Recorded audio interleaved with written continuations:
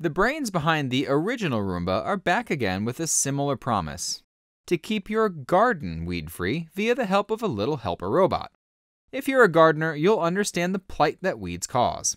Weeds are more than just a nuisance, though. They can make gardening nigh impossible for folks with certain disabilities or facing the problems that aging brings each and every one of us.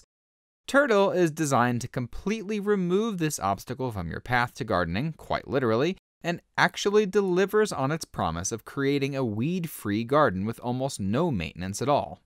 This little green robot, shaped like a tall green Roomba, roams around your garden and mercilessly beheads weeds in its path, keeping your garden neat and tidy all season long.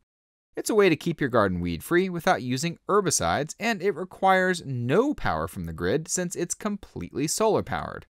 In fact, Tertill might be the most eco-friendly way to tend your garden aside from good old-fashioned hand-picking. I would wager many of us don't have the time to regularly weed large gardens, and some may even find it physically uncomfortable to perform such tasks on a regular basis. Looking at the design, on top is a solar panel for charging the internal battery, and underneath you'll find a set of extreme cambered wheels and a tiny weed whacker beneath them. It's Tertill's shape and design that makes it work so well, with grooved wheels that don't get stuck even in wet clay. The body is made primarily of polycarbonate, which has been rated for both hot and cold climates. Hot summer days and frozen autumn mornings didn't stop Tertill from working during my testing, and it seems that any climate in which plants grow is a perfect climate for Tertill. Even heavy rains or snow won't hurt Tertill, although typically, once it snows, you won't need Tertill in your garden any longer. On the front is a large, hidden capacitive touch panel that's not actually designed for human hands at all, as that capacitive touchscreen on your smartphone is. Instead, this touch panel is made for keeping Tertill away from the plants you're actually trying to grow, and it works unbelievably well. The trick is all in the software. The sensitivity level of this sensor can be adjusted on the fly and helps Tertill operate even in rainy conditions. If you've ever tried to use your phone when your hands are wet or during a rainstorm, you'll know how impressive it is that Franklin Robotics was able to make it work. I've been watching Tertill work in my garden since the summer, that's about 4 months or so at the time of this recording, and have yet to see it falter or cut down the wrong plant.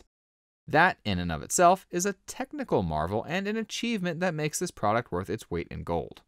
Tertill can connect to an app on your smartphone via a Bluetooth connection, which means you'll need to be nearby in order to interface with it.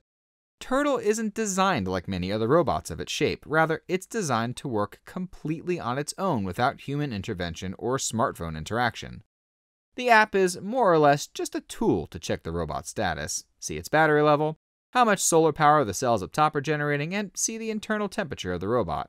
There are no controls or scheduling tools here. Tertill does all that work for you.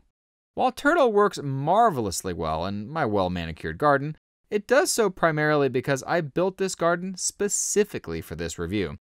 The Tertill team has put together a guide for owners specifying the best operating conditions for the little robot to work in, and, at least for me, that meant a good deal of preparation work before I ever got to use it. I started by digging a 10 by 15 foot rectangle out of my grassy lawn, and dug about a foot down in the clay or so. Having clay soil meant that I had a fair bit of extra prep work that more sandy or loamy soils won't encounter, as there are a significant amount of small rocks in this mountainous western North Carolina soil. I did my best to level the ground out and clear out any loose rocks I found, but tried not to go overboard and let my OCD take over the situation. After all, I can't imagine too many people will try to make their garden as flat and level as a tiled floor.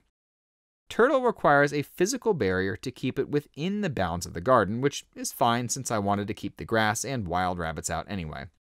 I used a handful of 2x10 wood boards to make a physical barrier, but fencing can also be used, as is the case in my other garden where I also tested Tertill.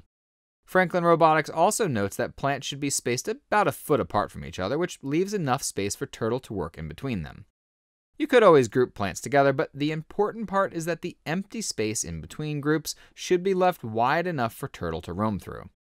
Tertill ships with 2 sets of plant collars that can be used to shield seedlings and smaller plants from being cut. The rule of thumb is that anything shorter than half an inch tall will be chopped. In my particular garden, I started everything from seed and needed a large number of collars to get things going. I attempted to make collars out of old tomato cages, but failed to realize that the height of the collars is what matters most. Collars need to touch the gray plate anywhere on the front of Tertill, otherwise they can't be seen by the robot. I had no issues at all with the collars that Franklin provides in every Tertill package, and if you don't want to deal with making your own, you can just purchase additional row markers or collars in your own garden for $15 a set. That could get a bit costly up front, depending on your garden size, but these are long-term investments that will last many years. So while this is a lot of work up front, at least in my case, it has been totally worth it for the complete lack of effort it takes to keep the garden up while Tertill roams around. I had a bit of a learning curve getting used to how Tertill worked and what worked best. Turns out I simply put too much thought into it. Tertill does what it's supposed to very well, and it needs little or no help at all while doing it. From the initial look of things, Tertill seems to randomly roam around the garden and aimlessly chop rocks and small bits of things instead of what I consider to do the, quote, real work. The long-term effects of Tertill being in my garden had proven me very wrong indeed, though.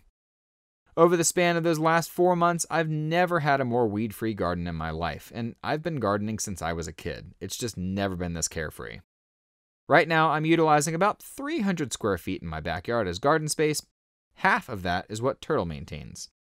The difference between the 250 square foot beds couldn't be any starker. One is neat, tidy, and orderly.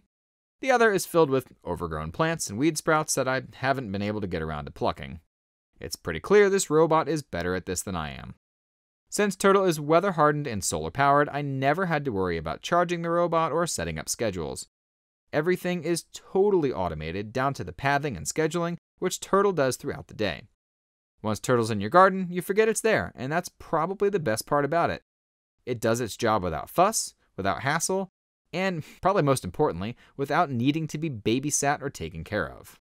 While Tertill will not completely replace every single bit of manual labor in the garden, it will easily eliminate 95% of what you would expect to have to do in regards to weeding, and that being said, you'll need to understand that Tertill cannot tackle absolutely everything that's thrown at it. I found that low-lying grasses and certain types of ivy will be bypassed by Tertill's rotor.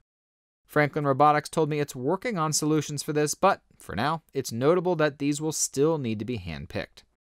I also found that clay soil makes its way into Tertill's wheels and will occasionally gum them up. I typically would clean out Tertill's wheels about once a month, and that was enough to keep any issues from building up normally, but the exception was during a week when it just wouldn't stop raining, causing tons of muddy clay to build up in and around the wheels. Having a better soil balance will be both better for Tertill and for the plants though, which means existing gardens with rich, balanced soil will see the best performance in this regard. The only other maintenance I had to perform on Tertill involved switching out the weed whacker once per month for the first 2 months, and then once most of the large rocks had been eliminated in my garden, this weed whacker lasted those last 2 months without issue. Tertill comes with a handful of replacements for these things in the box, and additional replacements can be purchased from the website. As plants grow larger, Tertill's effectiveness could be reduced, depending on your soil composition and garden design. I found that mulching my plants after they had gotten big enough was a good way to combat weeds growing near the root ball, while Tertill handled everything outside of that. You'll also need to be aware that garden density will have a direct impact on Tertill's effectiveness, although typically as plants mature, you don't have a problem with weeds. Generally, if there's not enough space between the plants for Tertill to roam, it can't chop down weeds. It's really that simple, and your garden plan needs to reflect that requirement. Regardless of the limitations that Tertill has, this is the robot you want if you're looking to make gardening a little more fun and a little less work. Gardeners looking to pick produce instead of always picking weeds will quickly find out that this is fully worth the $350 entry price. Tertill is one of the very best products I've used all year, and easily one of the best household robots you could possibly own. We hope you enjoyed that review and will subscribe to us to find out which robots make your life easier. We cover all sorts of tech news though, so be sure to check us out at androidheadlines.com to be kept in the loop throughout the week. Thanks for watching, and until next time.